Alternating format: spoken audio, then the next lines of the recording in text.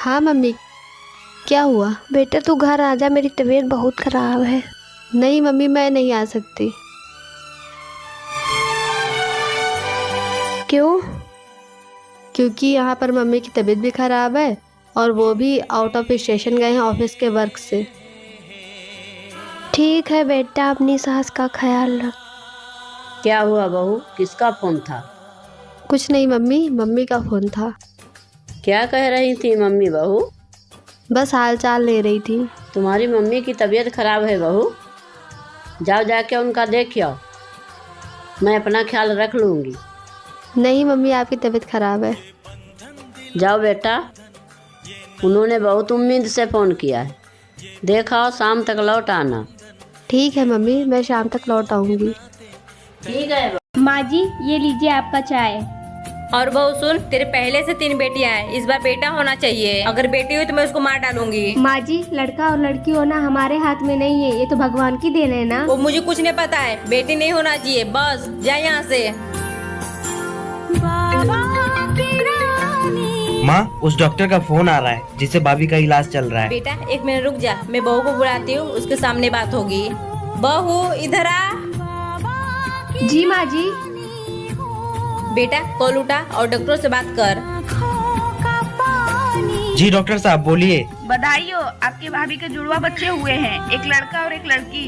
क्या सच में? ठीक है डॉक्टर साहब। बहू देख, तेरे जुड़वा बच्चे होने वाले हैं, तू अपना ख्याल रख और जा तू अपने कमरे में आराम कर। ठीक है माँ जी। माँ, मैं भाभी के लिए फल फ्रूट लेके आता हूँ। थैंक यू भैया, आपकी वजह से मैं भी अभी दुनिया में बहू। हाँ जी माँ जी, शाम के 6 बज गए, मैं थोड़ा शहर पे जाके आती हूँ। ठीक है माँ जी। हाँ बेटा, और मैं बाहर से ताला लगा के जा रही हूँ, तू खाना बना लेना। माँ जी, मैं खाना तो बना लूँ, लेकिन आप बाहर से ताला क्यों लगा के जाओगे? अरे अगर मैं ताला लगा के नहीं जाऊँ तो बाहर की हवा अंदर आ जाएगी और तुझे नज़र लग जाएगी ना। पर माँ जी, मुझे कहाँ नज़र लगती है। अच्छा तो नहीं लगती, तो तू घर से बाहर क्यों नहीं निकलती है? क्यों घर में खुद को गहनों की तरह कैद रखा है? पर वो माँ जी, क्या वो माँ जी, तू घर में उबती नहीं है रह के, बोर नहीं होती?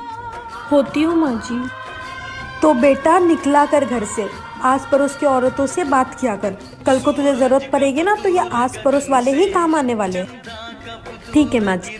चल फिर शूज पहन, आज हम लोग साथ में शहर पे चलते हैं। ठीक है माँ। बहू, गाड़ी का कलर कौन सा लाई है? जी वाइट कलर का। ये गले का हार सोने का है? जी। कितने तोले का है? जी मुझे नहीं पता, मम्मी ने दिया है। बहू जी। बहू, गेस्ट तो सारे चले गए, बर्तन पड़ा हुआ है। जी मैं धो दूंगी। क्या हुआ स्वीटी, क्यों रो रही हैं? आपकी मम्मी ने आज दिन भर दहेज की बातें की। कोई बात नहीं, मैं माँ से बात कर लूँगा, आप चिंता ना करें। माँ। हाँ बेटा। आज आपने अंजलि से दिन भर दहेज की ही बातें की, तो इसमें गलत क्या है? माँ आपका बेटा इस लायक है कि वो अपना घर चला सके।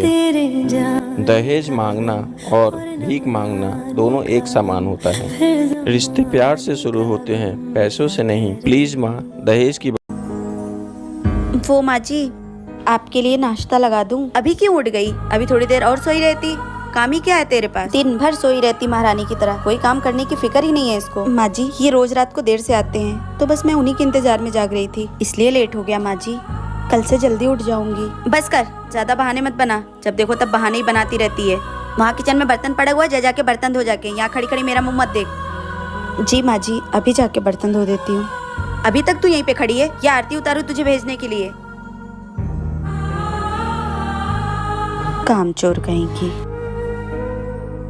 कितना भी कुछ कर लो इस घर वालों के लिए, पर ये घर वाले कभी भी मुझसे खुश नहीं होते हैं। सुबह से लेकर शाम तक गधा मजदूरों की तरह मेहनत करती हूँ, पर किसी को मेरा ये दुख दर्द दिखाई नहीं देता है।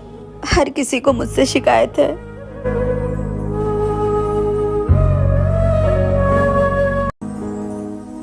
वो माँ जी, आपके लिए नाश्ता लगा दूं? अभी क्यों उठ गई? अभी थोड़ी देर और सोई रहती। काम ही क्या है तेरे पास? दिन भर सोई रहती महारानी की तरह, कोई काम करने की फिक्र ही नहीं है इसको। माँ जी, ये रोज रात को देर से आते हैं, तो बस मैं उन्हीं के इंतजार में जाग रही थी, इसलिए लेट हो गया। माँ जी, कल से जल्दी उठ जाऊंगी। बस कर, ज्यादा बहाने मत बना, जब देखो तब बहाने ही बनाती रहती है।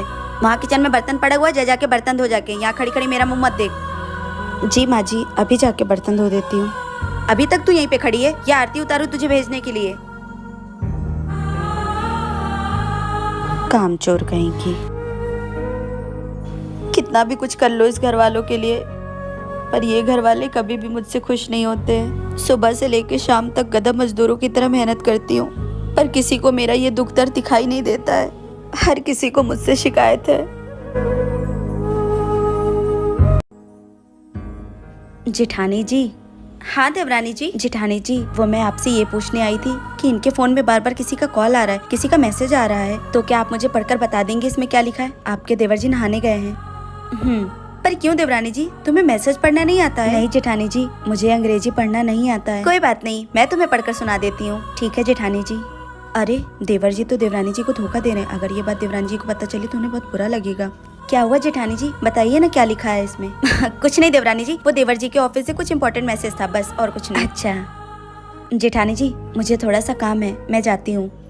देवरानी जी प्लीज मेरी बात का बुरा मत मानना। क्या हुआ अगर तुम अपने मायके में नहीं पढ़ पाई, पर तुम यहाँ कोशिश करो, देवर जी से 1 घंटे रोज टाइम निकाल कर पढ़ लिया करो। अगर देवर जी नहीं पढ़ाते तो मैं तुम्हें पढ़ा दूंगी। देखो जिंदगी में काम के साथ साथ पढ़ाई भी जरूरी है। देवरानी जी अगर तुम पढ़ लोगी तो ऐसी छोटी छोटी चीजों के लिए तुम्हें दूसरों के पास नहीं जाना पड़ेगा। जी जेठानी जी ठीक है, जाओ।